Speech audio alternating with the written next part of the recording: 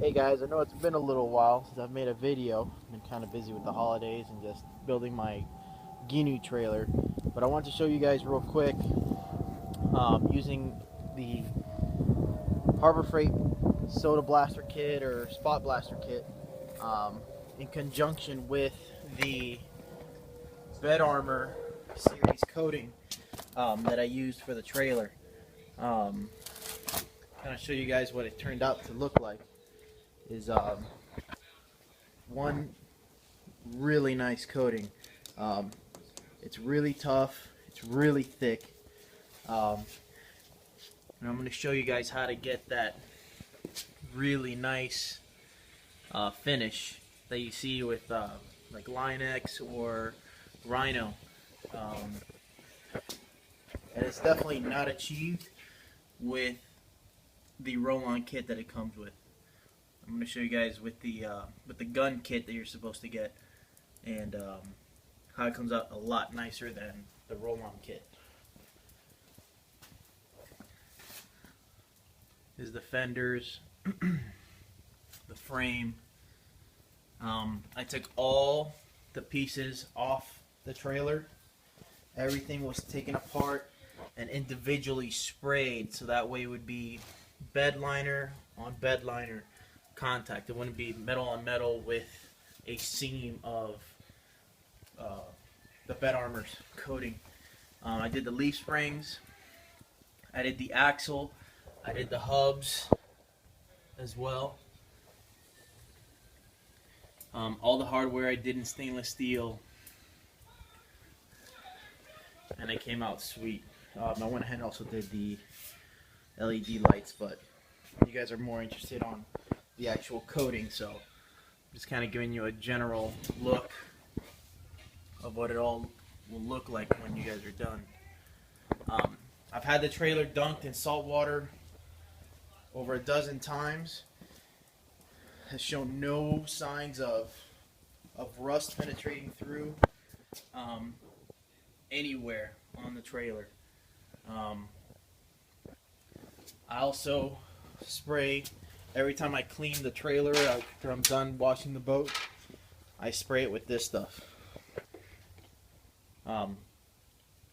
This is what I use, the premium vinyl protector from West Marine.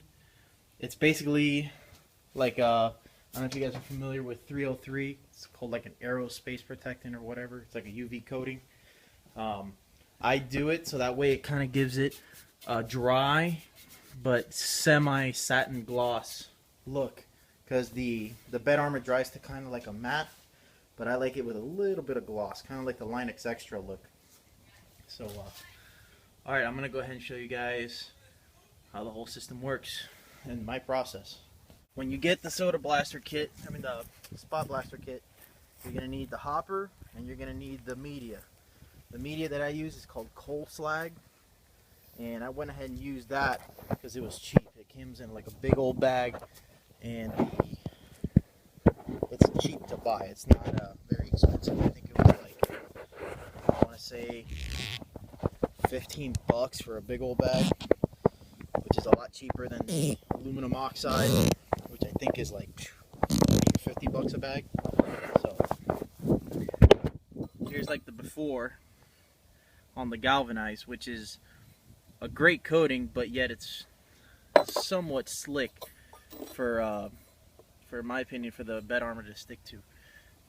Here's what I kind of started, where it kind of starts to make it matte, and all I'm looking for is for a real nice starting point for the Bed Armor to stick to.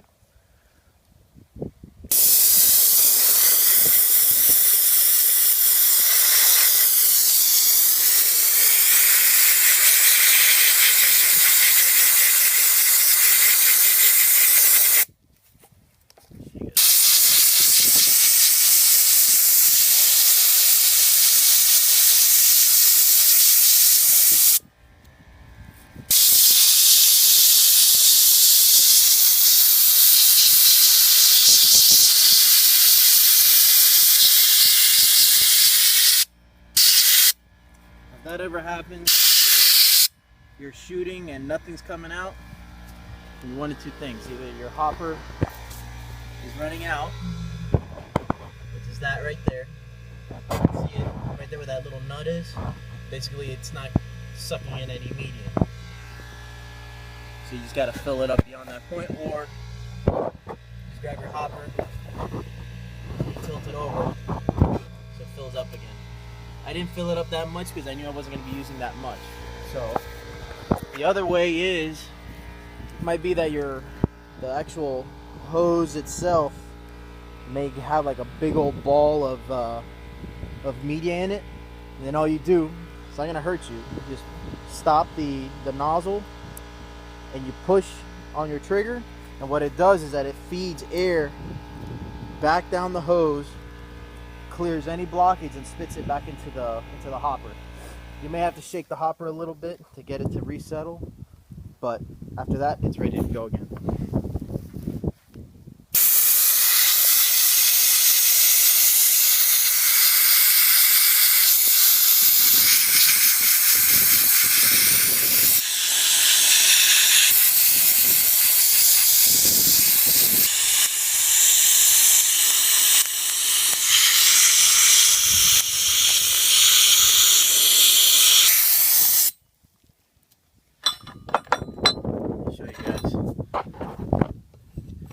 Sandblasted,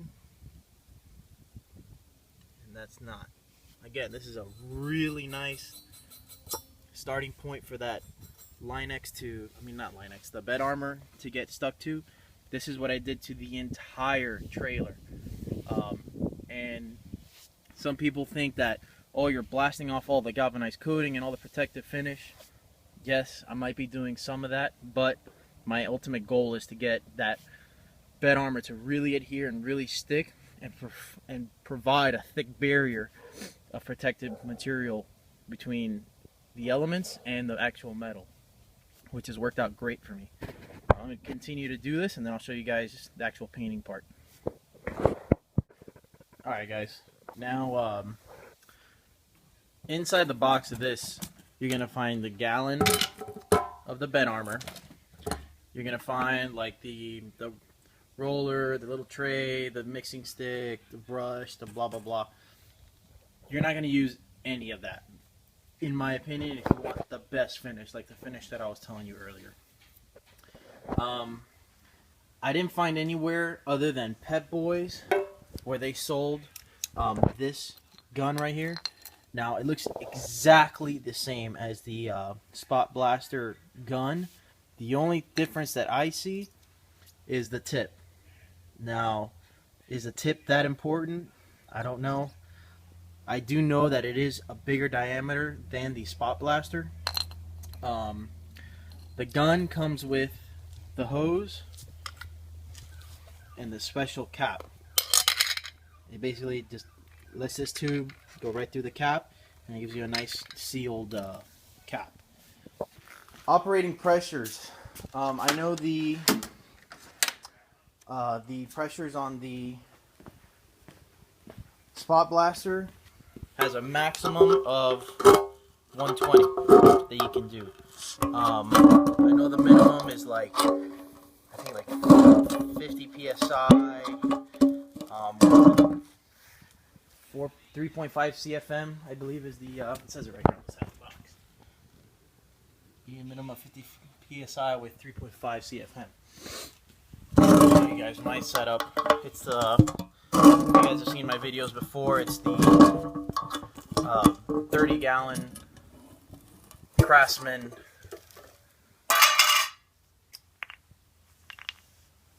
air compressor is what I use, and I run it at 120 psi. That's the maximum, that's what I run it at, and it gives me the best results. Also pick up a paint mixer, so that way you can mix up all the material, because you're going to notice at first, I don't know if you guys can see that, it's kind of liquidy, and the texture when it's mixed up is a little bit thicker.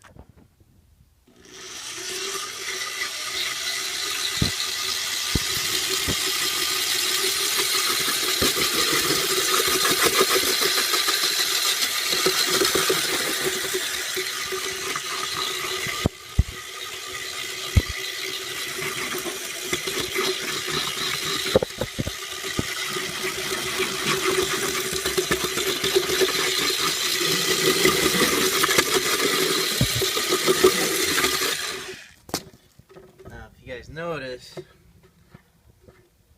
it's similar, but it's a little bit thicker. It just looks a lot more chunky.